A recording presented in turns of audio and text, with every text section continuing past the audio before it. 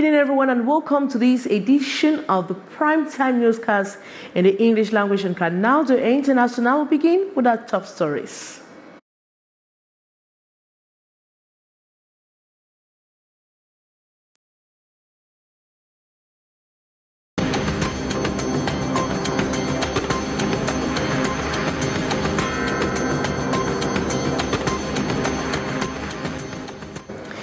The indomitable lions of Cameroon shall face the swallows of Burundi on September 12th for the last day of the African qualifiers at the Rumdi Alja Stadium in Garoua. The outcome of the game will determine if Cameroon grabs a ticket for the upcoming AFCON 2024 in Ivory Coast. And the imposed 2 weeks lockdown in the English-speaking regions of Cameroon is having or leaving a lasting impact on foodstuffs. Basic food commodities from those parts of the country are now scarce.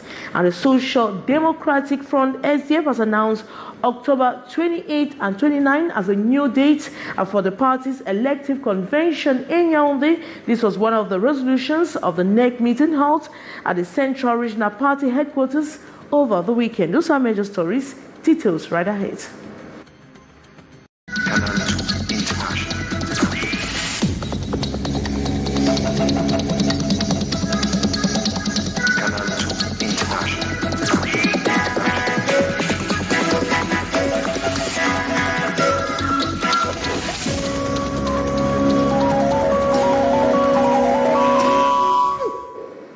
Good evening once more. The 2 weeks imposed a lockdown in the two English-speaking regions of Cameroon is leaving a lasting impact already on foodstuffs. Basic food commodities from those parts of the country are scarce. More with our reporter, Fru Williams. More than 1 week since the start of the imposed 2-week lockdown in the northwest and southwest regions, basic food commodities have become scarce. This product is from Susa, and to even get it is difficult. It's scarce. To have this area like that is problem. It's hard. At first, we had no problem buying this area. We'll buy more than enough. But since this war started, I tell you the gospel truth, to have this quantity is very difficult. Even when you have it, the prices are high. The few goods found in the markets have witnessed a drastic increase in prices. Traders and buyers are lamenting. Water leaf they be the buy and sell now for 50 for 1 boundary water leaf. Today 1 boundary water leaf at 300, 500. Gari would be the baji gari so na 300 for bucket. Today 1 bucket gari don't go up. They say 1 bucket gari na 6,000, 7,000, 8,000. So we don't know whether Cameroon go from or whether Cameroon come down. Compounded with back to school, the situation is leaving no one indifferent as foodstuffs transporters cry out. Nothing is moving. You know, we live on foot to mouth, hand to mouth. So our activity, we are controlling more than 40 children here. You see them, the yard is very dry. There's nobody there. Because some are sleeping, some are gone their ways. So we're only waiting for that 2 weeks to resume. While counting on authorities to step in and look into their worries, the population equally rely on divine intervention.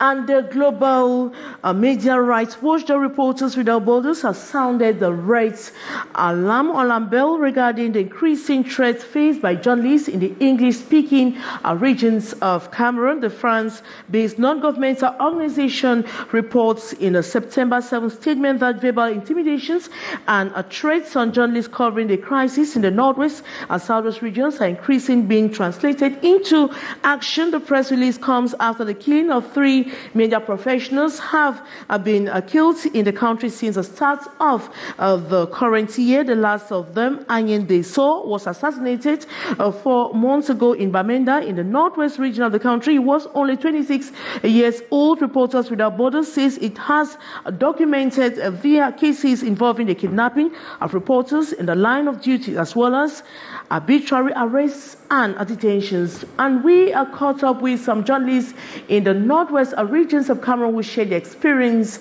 Let's watch. Journalism in the Northwest and Southwest region today is, like I've always said, working on a razor blade. I can tell you that it is not easy. From my personal experience, moving around as a journalist, you have no protection at all, be it from government or from the civilian. You are your own security. Thank God we've had so many security tips on how to move to try to paddle our way around. So I am saying that one of the experiences that I had of recent is traveling to Misaje in Dongamantum through Uku.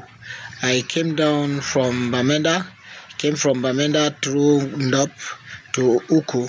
You know, you pass so many checks.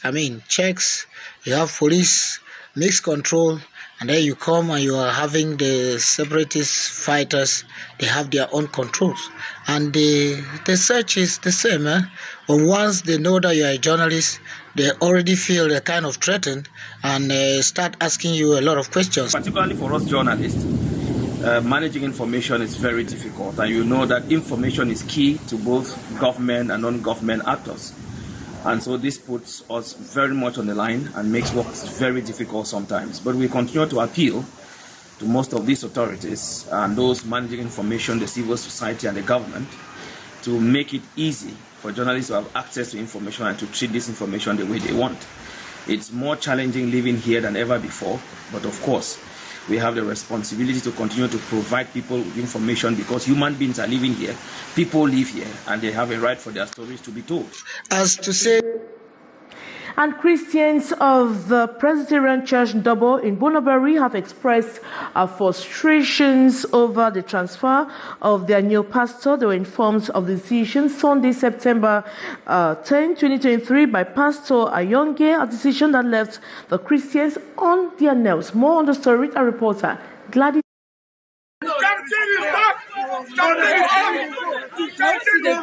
An outpour of anger and frustration from Christians of Presbyterian Church Ndobo in Bonaberry, Douala 4 subdivision. They are against the transfer of the new pastor who resumed duties just 2 months ago. Because they are pastors, they cannot defend themselves. So we ought to stand for them. Somebody cannot come in. He is still 2 months old here. I don't even know if he knows the next neighbor from this church compound. We don't even know him. I, for myself, I'm a Christian of this church. I've never met him one-on-one. That opportunity has still not been granted. But he's already on transfer. That's punishment. I'm not sure he has even uploaded his luggages. And he's going for which transfer? That's punishing the pastor and punishing us, the Christians. That cannot work. Those people sit in their office and take dirty decisions without knowing what is happening on the field. Let them come here and meet the Christians. It cannot work. It cannot work. We will not receive the next pastor. We don't need any transfer. We don't need any transfer. We don't want it's not a matter of liking him or not. It's not a flat. You see, our parents are struggling, carrying water leaf, go to the farm, try to build the farms, and there's another transfer. We don't want anybody again, if not our Reverend Isaac. We don't want anybody. We don't want any transfer. The Christians were informed of the transfer decision while in church Sunday, September 10, by the pastor. The Christians have described the decision as punitive. The pastor being good or bad, we still don't even know the pastor. We are still struggling to understand him, and he understanding his Christians. So we know nothing about him yet, but we cannot accept that kind of torture. That's torturing the pastor and the Christians. They are therefore planning to seal the church doors if the synod office fails to annul the transfer decision. So it is point. And if there is anything to be done, we'll close the church. Yes. We'll lock the doors. Yes. Yes. Reverend Pastor Isaac Ayonge from Presbyterian Church Down Beach Limbe was transferred to Presbyterian Church Ndobo 2 months ago. He told Christians he is still to know the congregation to which he has been transferred to. The explanation of the Yaoundé 6 Council has been transformed into 14 offices to offer minimum services to users as the council prepares to relocate to their old sites. That is a picture we got this Monday morning at the Acacia neighborhood after the wildfire incident of last Friday. More with our reporter, Beatrice Ngamu. All the activities that used to take place behind closed doors and at times in the open at the Yaoundé 6 Council building are now outside. The esplanade of the Yaoundé 6 Council has been transformed into fortune offices. Papers with names help direct users to the services they are looking for. The information desk, the civil service, paid marriage, birth certificate, the central administration, and others. En sachant que je dois me marier la semaine prochaine, le 16 septembre, bon, là je suis rassuré des propos de monsieur le maire, comme quoi mon mariage aura lieu et tous les autres mariages déjà.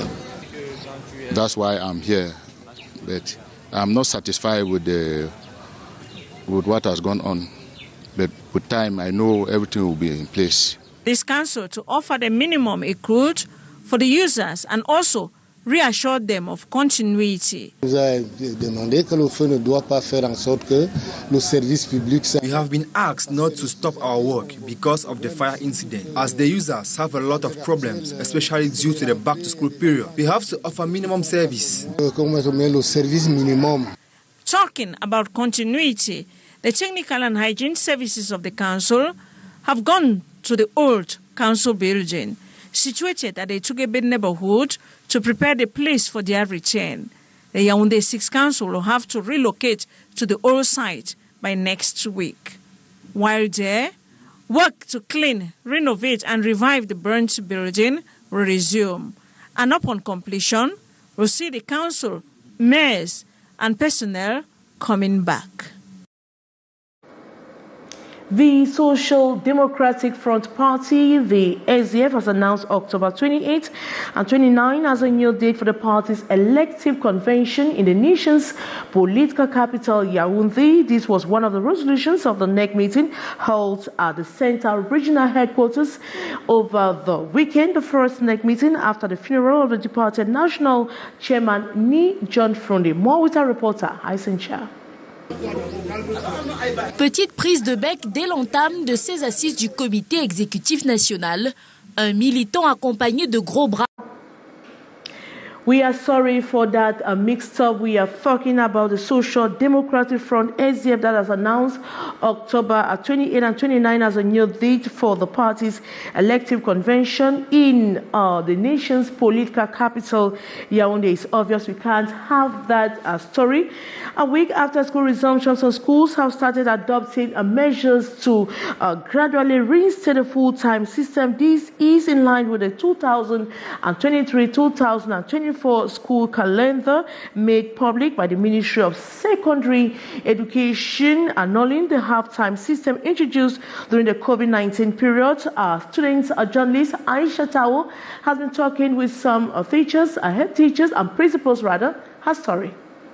Implemented during the COVID-19 pandemic, the half-time system is now applicable depending on the insufficiency of infrastructures to contain all students. But this decision does not go for schools who can absorb all students without first fully exceeding the number of students permitted in a class. At DBHS Bipanda, the principal told us the management is progressively taking measures to reintroduce full-time system. We are reducing the number of students in order to register all of them in a full-time system. This year we have reduced half, and by next year, all the students will be there for the full-time system.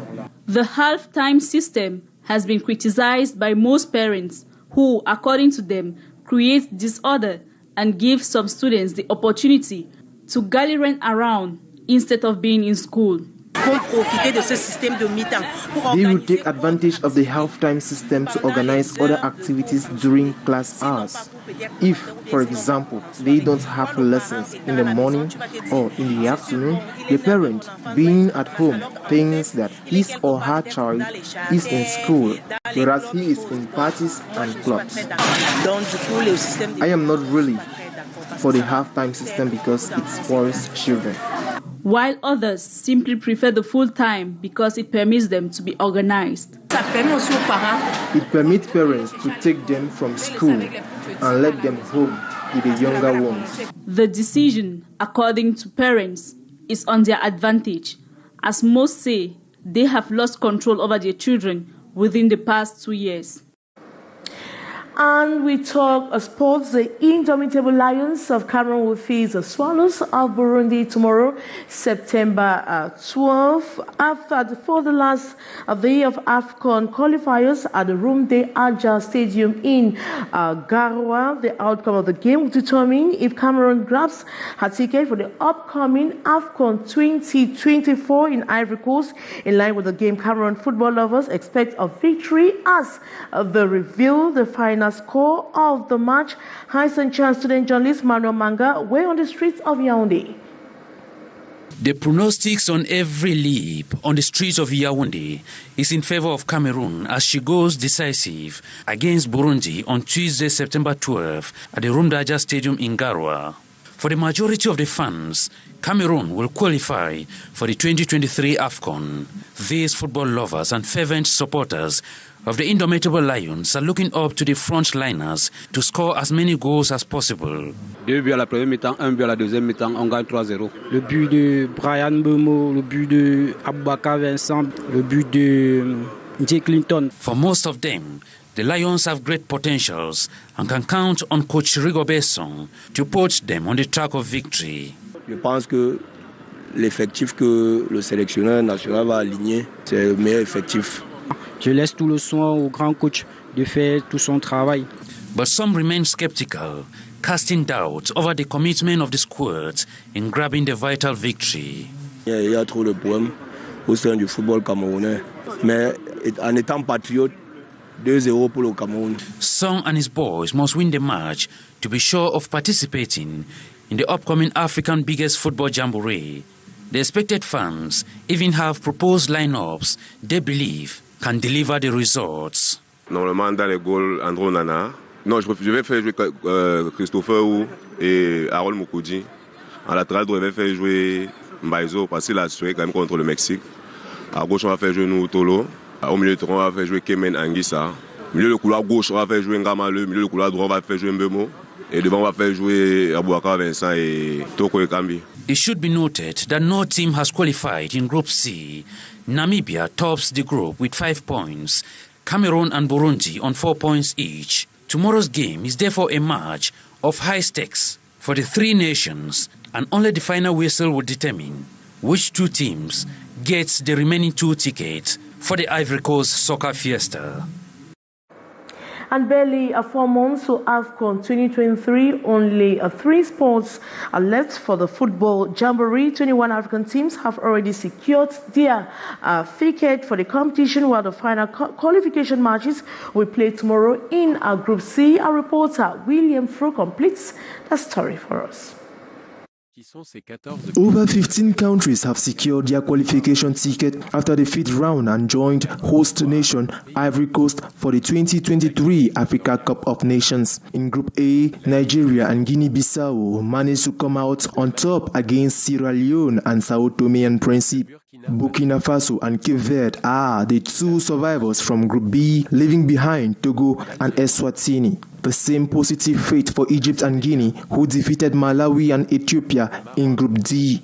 In Group E, Ghana's Black Stars and Angola's Palancras topped the group against the Central African Republic and Madagascar.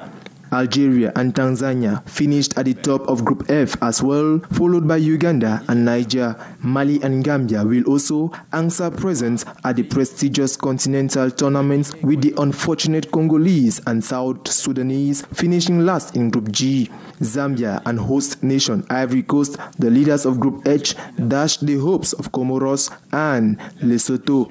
In Group I, Mauritania and the Democratic Republic of Congo eliminated Gabon and Sudan. Just like them, Botswana and Libya were ousted from Group J by Equatorial Guinea and Tunisia. South Africa and Morocco easily qualified ahead of Liberia.